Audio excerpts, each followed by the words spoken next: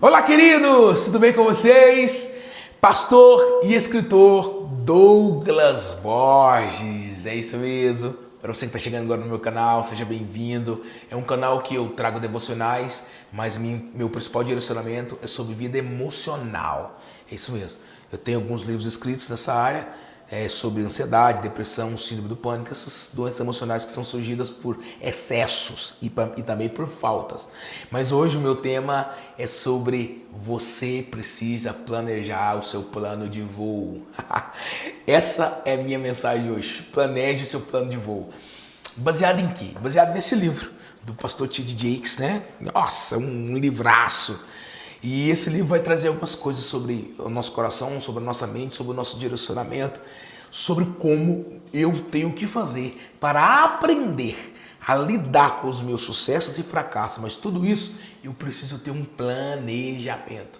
Para você entender, nenhum avião que sai de um estado para o outro, de uma cidade para outra, ele sai às cegas. Ele vai ter um plano de voo.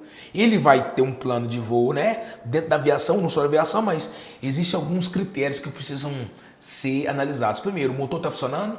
Ok. Tem gasolina suficiente? Olha o plano. Sim. Vai ter parada? Vai ter escala? E na volta, precisa reabastecer ou não? Quantos passageiros cabem no avião? Tanto. O avião está com excesso de carga ou com pouca carga? Porque o excesso pode fazer ele cair. Então, tudo tem um planejamento. O planejamento vai fazer o voo ter um sucesso. E aí é onde entra o meu insight de hoje, nesta palavra. O planejamento da sua vida, da tua história, vai depender de você. E o seu sucesso dependerá de tudo isso. Se você colocar no papel, se você escrever, se você buscar um direcionamento espiritual e também humano, você com certeza irá conquistar coisas extraordinárias. Olha, eu lembro de uma Copa do Mundo no ano de 2002, que o Brasil ganhou o pentacampeonato.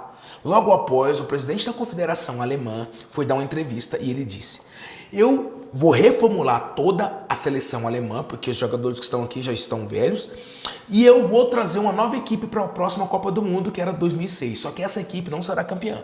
E eu vou trazer uma outra equipe para 2010, e essa equipe não será campeã também. Provavelmente ganharemos a de 2014.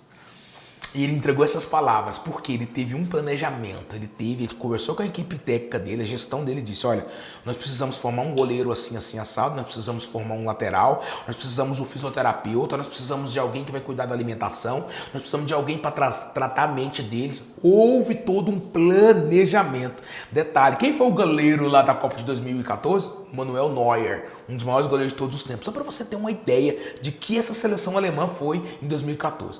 Essa palavra, trazendo esse exemplo para você, somos nós. Nós não temos aula no jardim, no ensino fundamental e no ensino médio sobre como aprender a gerenciar nossas coisas, como aprender a gerenciar nossas emoções, como aprender a lidar com o fracasso. Nós não temos aulas empresariais, nós não temos aula de um administrador de contas, de financeiro. O brasileiro tem dificuldade de administrar sua vida financeira. Olha, presta atenção, lá nos Estados Unidos, a comparação entre os americanos e os brasileiros. Um americano, quando ele completa 18 anos, o sonho dele é fazer seu primeiro milhão. E o brasileiro é comprar seu primeiro carro à prestação. Chegou aí, Mar. Então, deixa eu te falar, existe uma cultura no Brasil sem planejamento. Nós já saímos de um ambiente onde os nossos pais viveram de aluguel, de dívida, e nós entramos para um ambiente e reverberamos isso. Por quê? Meu pai lá atrás não teve planejamento. A frustração é certa. Se o avião anda sem gasolina, ele cai. Se o avião ele não consegue calcular o tempo que ele vai conseguir andar durante o calor ou o frio, alguma peça dele pode se desvincular e ele pode cair. Olha aqui, olha isso aqui. Você precisa estar sempre preparado para inovar. Existem coisas que Deus vai colocar no seu coração e você precisa tentar. Tente. Se você não tentar, você nunca saberá o milagre que pode acontecer na tua história. Tem uma frase que eu gosto de um livro maravilhoso, Vencendo os Gigantes, do Flávio Valvassoura. Ele vai dizer assim, que se você não atravessar o rio a seco, você nunca saberá o que vai ter do outro lado da margem. Ele está falando de Moisés. Se Moisés não tivesse a coragem de tocar no mar, porque ele se abrir e ele não tivesse atravessado, ele nunca teria encontrado algo extraordinário depois lá da margem. Existem pessoas que não conseguem inovar em nada na vida, por isso são pessoas extremamente fracassadas.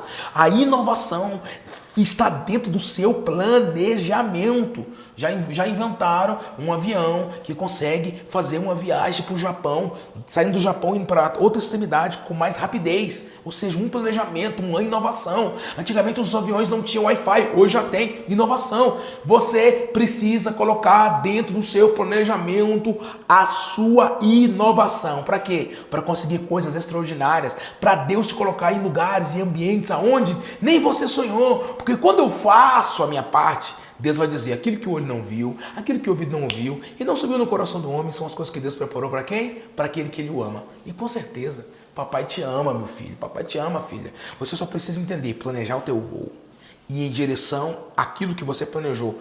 E se der errado, mas está planejado, não deixe imprevistos acontecerem. E muitas vezes na minha vida eu arrisco, a minha esposa fala, você é doido, e se der errado, amor? Vou errar tentando. Deixa eu te dizer algo. Se você não tentar, você nunca sairá da margem. Você nunca sairá da zona de conforto. Você nunca sairá desse nível raso que você está. Planeje o teu voo. Que Deus te abençoe.